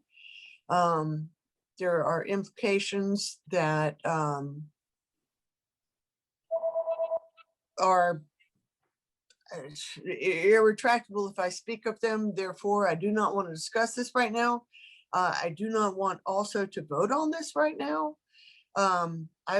I am willing to have special called meetings if we have to have them. I do not want to have one-on-one meetings with the developer because that is not something that we can come to consensus on by doing so.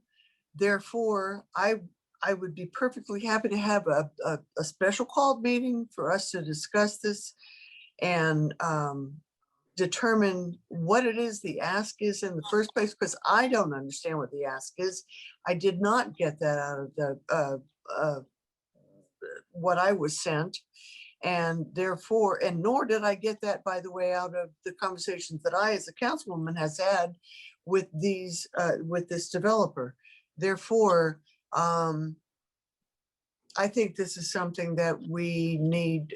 I think there are many different levels of understanding that are different from each other. And I would like to just make sure that we get to a point where we're all on the same page, because we're not.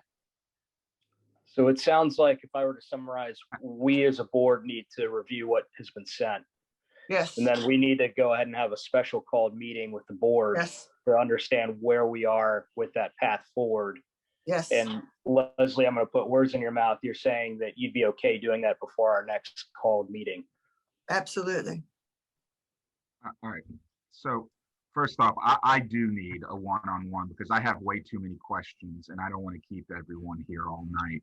So Ed, I would like you to reach out to me, and if Rob wants to be on that so that he can disseminate and have that information, that's fine. But there's no way I'm going to feel comfortable making any decision without being able to go through all my questions.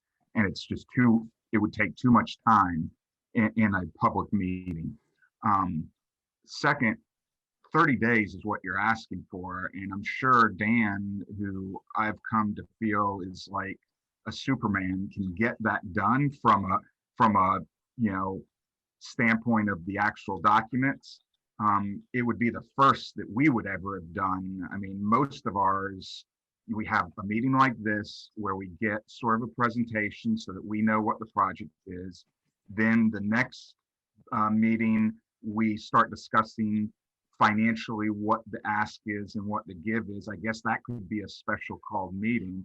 And then usually it's the following meeting before we actually vote on anything. So I guess, yeah, it can be done, but just from a standpoint of how we've always done in the past, this would be a first. Hey, Van, this is Always wanted to be your first. Hey, Van, this is Daniel Harari. A long time since I've had a first.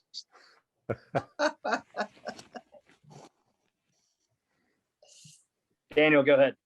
No, hey, Van, Daniel Harari with Related. 100% understand what you're saying. We're going to reach out to you, schedule a time for us to really share the project with you and kind of go into more depth.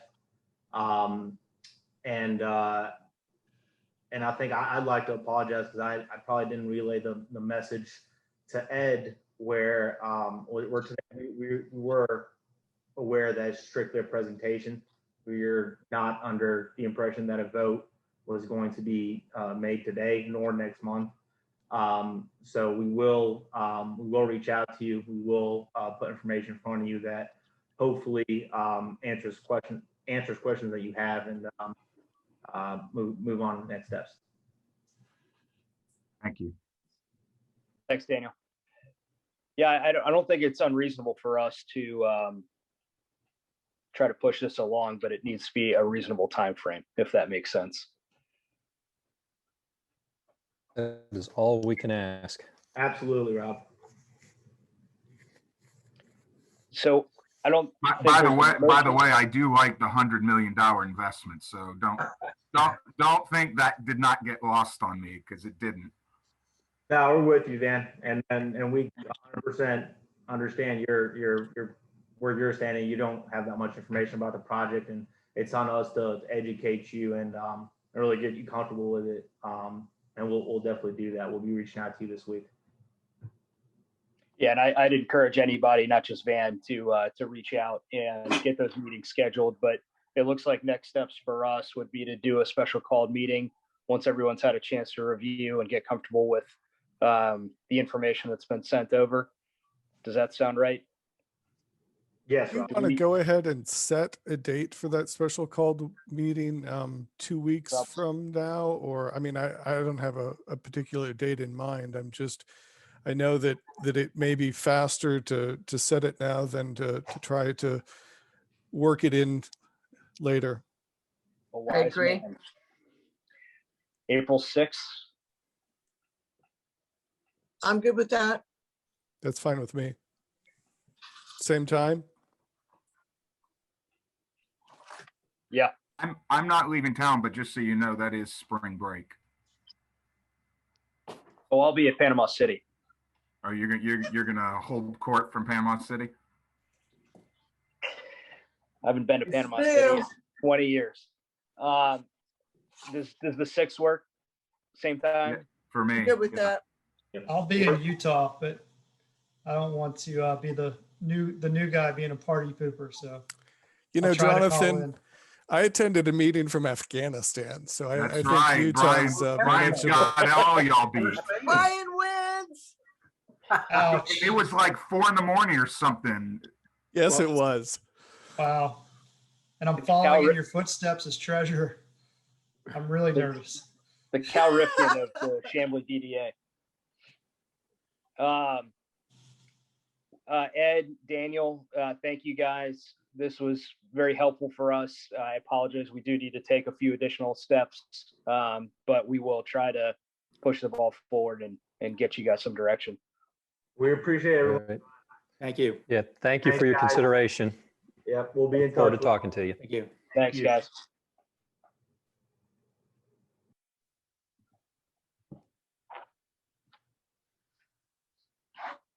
Moving right along.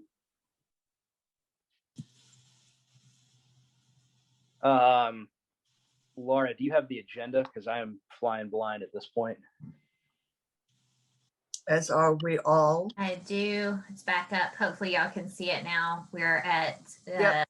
the annual reports. Peachtree Station 2020 annual report.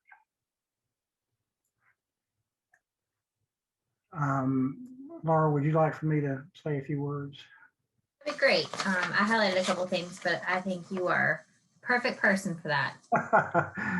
Well, do y'all remember the exercise we went through to reach an agreement on how to go about doing this? The hard work has paid off. The annual report is in pretty good shape. It didn't state the excess construction costs and eligible brownfield costs, but I doubt they've changed. So we'll separately verify that. But a question came up. We prepared a first amendment to the Economic Development Agreement, MOU, to memorialize the procedures, and I couldn't find an executed copy of it. Do we have one in the DDA's records? Sorry, can you repeat what that was that you were looking for?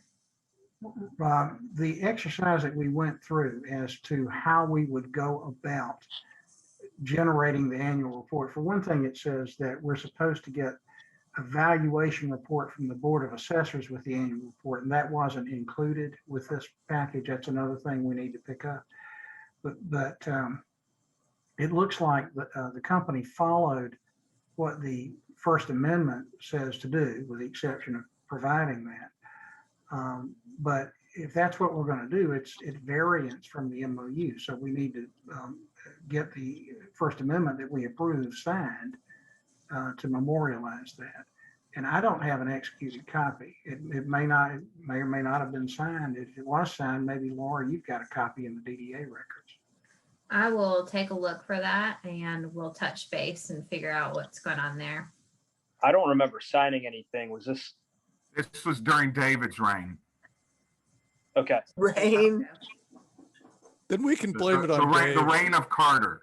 Yeah, we can just blame it on Dave. He's messed it up somehow, I'm sure. All right, so long story short, though, it looks like the annual report is in acceptable form for the board to approve, subject to me cleaning up these 2 loose ends that I mentioned, and I will separately follow up on getting the First Amendment executed. Do we need to do anything? Vote to approve, subject to the loose ends getting collected. Do we have a motion? So Motion to moved. approve. Okay, Leslie's got it. Second. Second? All in favor? Say aye. Aye. Aye. Aye. Aye. Yay. Trackside 2020 annual report. Laura, did you have anything on Peachtree Station, Peachtree Crossing?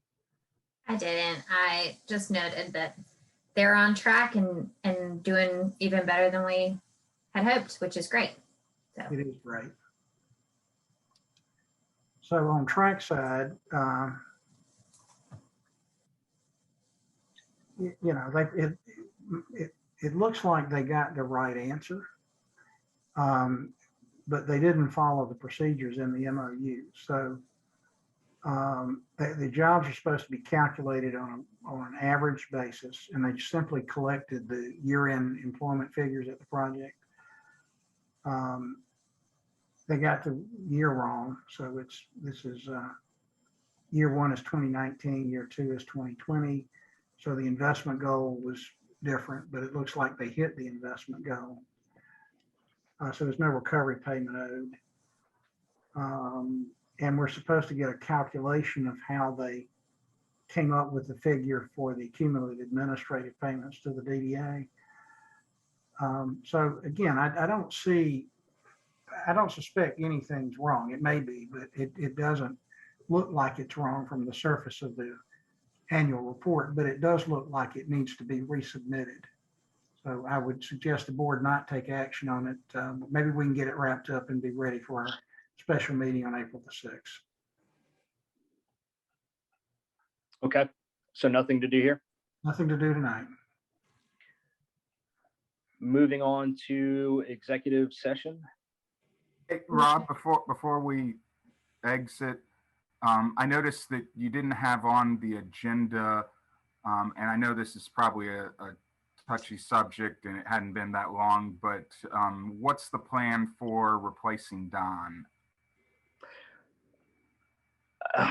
Yeah. Do we need to put that on next month's agenda? We can talk about it now. We can talk about it in the executive session. It's all kind of related. I would think we need. I would rather talk about it in executive session. That's fine. I please. just wasn't Okay. sure what the plan was. We can do that then. Yeah. Let's talk about it in executive session. Yes. And that is an appropriate conversation for executive session. It deals with the negotiation for the acquisition or disposition of real estate. So yes. Do we have a motion? Motion to talk about the replacement of our real estate. No, agent. I think he wants a motion to go into executive session. Just hold on one second. I just wanted to make a comment that we did add the public comment back, and I don't believe that we got any in my email before tonight, but I did want to just acknowledge that right here and before we move on. Thank you, Laura. You're welcome. I don't think I apologize.